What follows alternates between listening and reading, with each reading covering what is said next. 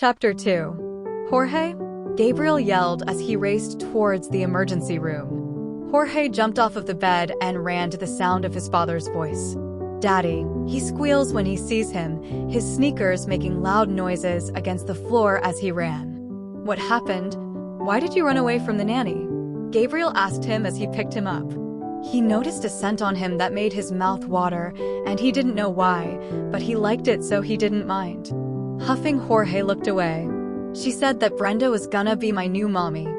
I don't like her, she's mean." Gabriel chuckled at him. He then looked down at his arm.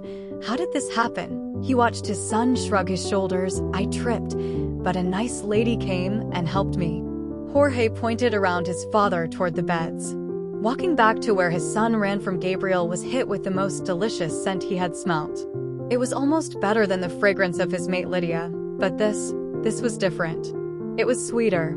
When he reached the area, he seen the nurses rushing around a woman, but he couldn't see her face because they had her on her side facing away from him while they worked on a horrible bite mark. "What happened? Who is she?"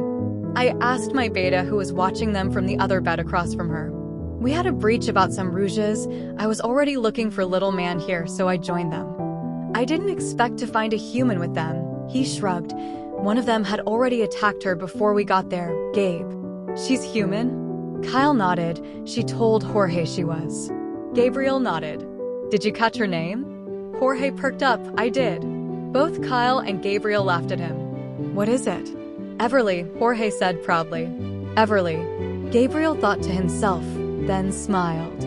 He only broke out of his thoughts of how sweet her name sounded in his head when someone stepped in front of him, and it just so happened to be Brenda. "Baby, you said you wouldn't be long." Kyle rolled his eyes. He knew how Gabriel hated being with her. He only agreed to the marriage to appease his mother. They both had to play a part out in public, especially Brenda, because his former Luna would threaten the poor woman if things didn't look the way she wanted it. "I have asked you not to call me that," Gabriel said. He really wasn't in the mood for her tonight despite what his mom wanted. "Dr. Roberts? Let me know when she wakes, please. I would like to thank her for saving my son's life when she wakes up," he told the doctor that was working on his mate. "Kyle, can you have a guard posted at her room when they are finished up, please?" Kyle nodded his head. "Yes, Alpha." As they started walking away, he felt Brenda walking behind him. "Go home, Brenda. But I want to go with you." "Yeah, not going to happen. I'm not marrying her now that I have found my second chance mate." "I don't care that she is human. It's a blessing for all creatures of the moon goddess when they find out they have a second chance at love. Go home. I have to get my son ready for bed and I have work to do." Gabriel growled, then walked away, leaving her there. Beeping? Gosh, what is that annoying sound? Someone make it stop. There's pain too. Why is there pain? There's that fucking beeping again. Turning her head to the right, Everly opened her eyes a bit. She seen the source of the noise and wanted to smash it to smithereens. She also seen a woman in the room writing on a clipboard. Seeing her head pop up and look at her, she gave her a smile. "You're awake, that's good." She sounded so bubbly. How is someone this bubbly? She even had a huge smile on her face, while I'm here with the biggest frown line ever. Is that what I look like when I go to check on my patients in the morning or when they need assistance? Is there any discomfort? If there is, I can let the doctor know and she can give you something for it. Discomfort, check. Pain, check. Confusion, double check. I suppose she's seen how out of it I was and wrote something down before putting a glass of water in front of me. I hissed as she helped me sit up more on the bed, but so I didn't have to stay up that way on my own, she lifted the bed up for me. "Here." She offered me the cup and I nodded politely at her. After taking a few sips, I handed it back to her. "Thank you." She smiled at me again with that big smile of hers. "You are quite welcome. I'll have someone bring you something to eat and dash." "The little boy?" I cut her off. "I vaguely remember being brought in here, but I remember him. I want to know how he is. Is he all right?" The nurse nodded her head. "He sprained his wrist, but he is all right." "Oh, thank the goddess." I mumbled, leaning my head back against the bed, and released a breath I didn't know I was holding. As I said, "I'll have your breakfast brought up, and your medications brought in as well." She glanced down at the chart once more, then left the room. I honestly could care less about my well-being. As long as that little boy is all right, then that's okay with me. Gabriel was sifting through his paperwork when he got the call from the doctor that Everly had woken up. I don't think he had ever seen his son get ready that fast before in his whole life. As they walked out of the elevator, his wolf began prancing around in his head and wagging his tail. At first, he was upset that she didn't have a wolf or some other shifter he could communicate with, but remembering that she risked her own life for our pup covered that up drastically. He had his warriors trace where they thought she came from and found a jeep about 2 miles from the border. They said it had her belongings in it and looked like the Rouges attacked her from the road. Perhaps she needed help and ran in his pack to seek it out? He'll ask her all those questions in due time, but first he just wanted to see her. Gabriel nodded at his warrior, then knocked on the door before opening it. Jorge wiggled his way out of his arms and bolted towards the bed. "Son, be careful." Everly snapped her head from the window at the sound of a Spanish accent entering the room. It was more toned than the one she heard last night, and it made goosebumps rise on her skin. When she turned, her eyes fell on the little guy that ran towards the bed. "Hi," Jorge said with an excited tone, causing a soft giggle to leave Everly. "Hi," she smiled at him. Gabriel was in awe, not only at the sound of her laugh, but the soft tone of her voice, and she's only spoke one word. He never got to see her face last night, but seeing her now, he just wanted to run his fingers through her light hair, or touch the dimples that were on her cheeks when she smiled. Oh, and those bright blue eyes that seemed to rival the sky in its color. Her right eye had a bit of hazel running through it on the bottom, and it made her look even more beautiful to him. "Evie, this is my daddy," Jorge said, bouncing on his feet. Oh, that nickname coming from him was just so cute. So much sweeter than when her best friend Jocelyn called her Evie. Looking up, Everly noticed how small she felt in his presence. Yes, Aiden and Aaron were alphas too, and not exactly hard on the eyes, but this man was clearly sculpted by gods. His tan skin tone and dark hair made his dark gray eyes look so mesmerizing to look into. He had a tattoo on his neck that went down past his shirt that she so wished she could see the rest of. His lips looked delicious and inviting. Unconsciously, she licked hers, then cleared her throat. "Hello, Alpha. I suppose you already know who I am because of your son?" Gabriel raised both his brows, a little shocked that she knew he was the Alpha, but regardless, he nodded his head and gave her a smile. "Yes, I do. You're Everly, the nice lady that saved my son's life." "I'm Gabriel." He took a seat in the chair by her bed. "May I ask how you came so far from the human settlement? And why you smell like a rouge?" To him, she didn't smell like one, but to his warriors, she did. To him, all he smelt was pineapple and a hint of jasmine. Everly looked away from him, closing her eyes. She wanted so bad to forget what Aiden did. It hurt more than the attack did. Gabriel went to grab her hand to soothe her, but stopped himself. She knew about his kind, but wasn't sure if she knew about the mate bond of two people, so he placed his hand on her knee and squeezed it gently. "You are safe here." She looked back at him, and he swore he seen sadness in her eyes. "Where's here exactly?" "The Mystic Shadow Pack."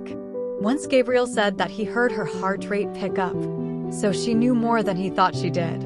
"As I said, you are safe here," he reassured her. Everly nodded her head. She managed to run into the largest pack in the US? That's just her damn luck. She was lucky they didn't kill her for trespassing. "The Alpha of my old pack, he banished me. I was brought in as a pack member as a baby when I was found in the woods abandoned nearby. Nobody knew where I came from, so the couple that found me asked if I could be a pack member so that other people wouldn't confuse me for a hunter." Gabriel nodded. It wasn't unheard of, but it was rare. He had a few humans living in his pack as members, but that's because they are mated to a few of his warriors. But a baby? That has never been done before. "Why did he banish you?" Gabriel asked her. Everly looked down at her fingers. She wanted to keep it to herself, but she felt like she should tell him the truth. She didn't know why. It was the same thing with his son and the need to make sure he was safe. Well, he was bonded to me." Gabriel had to refrain from growling at what she said. "Was?" he questioned. "He rejected me and banished me." Everly wiped away a tear as quickly as it slipped out. So she didn't know about the bonds. She had a mate and the bastard let her go? Why would he do that? She's beautiful. And all werewolves knew that if they had a human as a mate, that once they were marked by them, that their human mate would heal faster if injured, and their hearing and eyesight would become sharper. Unfortunately, they would just never have a wolf. They would just be a better human. He told me that he needed a strong Luna. Me being human wasn't it for him. But if I hadn't touched him when I tripped, then I wouldn't have known about it. She also knows about the sparks and tingles. Fuck. This is gonna be harder than I thought it would be. She can't be no older than 20 to 21 and has been rejected by her mate and kicked out of her home. How did you know about Jorge? Gabriel asked curiously. Everly looked up to meet his gaze. I was running. Then I heard crying. I thought they attacked a child. I was afraid the sound would draw them near again, so I ran towards it and found him. I helped him get into a tree before they surrounded me again. She sighed. Honestly, as long as he was safe, I didn't care about what they did to me. My warriors found your vehicle. They brought it to my residence, if you would like. I have a spare room. When you get discharged, you can stay there until we find you someplace to put you permanently. He changed the subject, seeing she wasn't going to give him any more information on her past and where she came from. Gabriel honestly just wanted her near him. The pull of the mate bond would force him to want to be near her at all times. He knew she wouldn't feel it like he does, but by the way she looked at him earlier told him she felt something. Thank you, Alpha. But that isn't necessary. Everly couldn't impose on him. She didn't know him, and it would feel like invading someone else's life if she accepted the offer. She's been on her own since her parents died when she was 16. She just couldn't accept. Please, please, please. Jorge begged while grabbing her hand. The smile that crept up onto her lips made Gabriel smile as well. I'll have my sisters grab your things from the Jeep and set the room up for you. Before she could even decline a second time, he stood up and her words got caught in her throat. Goddess, he was so tall compared to her 5 feet 2 inches frame. She only just met him and she was already crushing on him. Way to go, Everly. I'll let you get some rest, Everly. And if you like, we can discuss you becoming a member of the pack once you are all healed, or sooner if you are up for it, so that my pack don't think that there is an outsider here. Jorge smiled up at her, a squeal leaving his mouth. Really? Everly brushed his hair from his eyes and smiled at him. I don't know yet. I'll talk to Alpha Gabriel about it later. Gabriel tried to hide the smile that formed on his face when she said his name. I'll come by again tomorrow, if that's all right, to see how you are doing. Yeah, I have nowhere to go, he chuckled and leaned down to pick up Jorge. Do we have to leave? Yes, you have a play date with your cousins today at Aunt Lena's house, Gabriel said as he forced himself to back away from the bed. But I don't want to go see Katia and Natalia. Jorge pouted. Gabriel heard that melodious giggle again before they walked out. Baby brother, you are just in time for lunch. Lena smiled as she heard the front door close. When we get done here, I have a favor to ask, Gabriel said as he watched his son run off to go play with the twins. She looked back up after tasting her food. She could see a change in him, and she knew something had happened since she last seen him. What's up, Gabriel? Gabriel sighed. Alexander told you about the Rouges last night, right? He's seen her nod. They chased a human into our borders. Lena gasped at the news. Her mate didn't mention none of that, just said there was a breach and that there was Rouges. Are they all right? Yes, thankfully.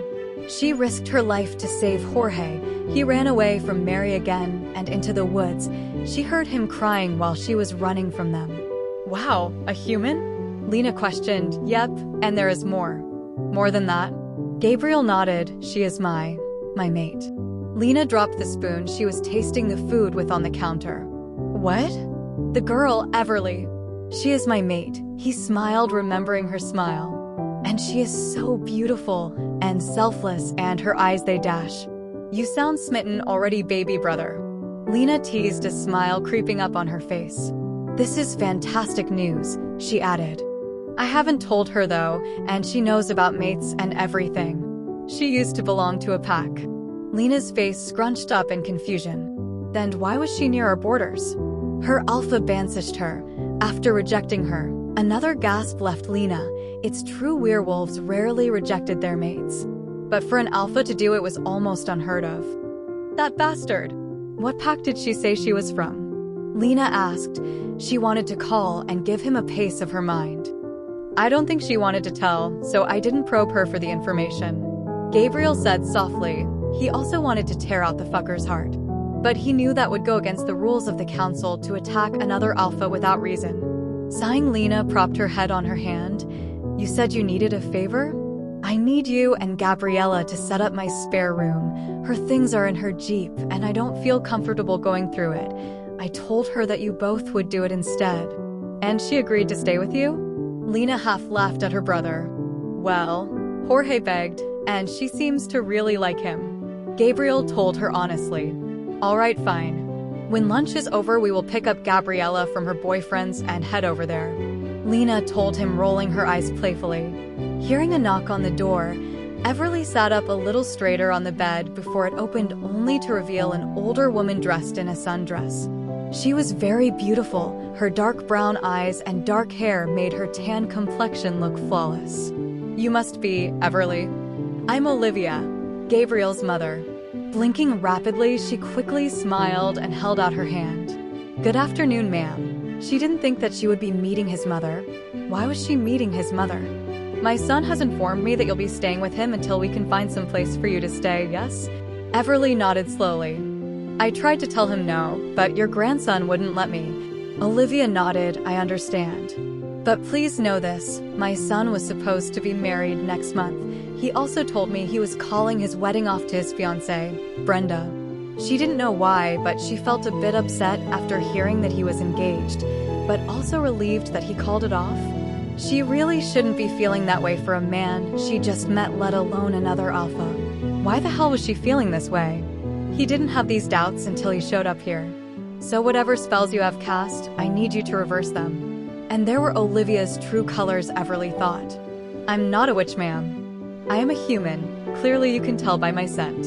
Everly tried to tell her, but the scowl on her face said she didn't believe her. All I smell on you is rouge, and I'll be damned if my son is bedded by the likes of you. Olivia said, walking to the door.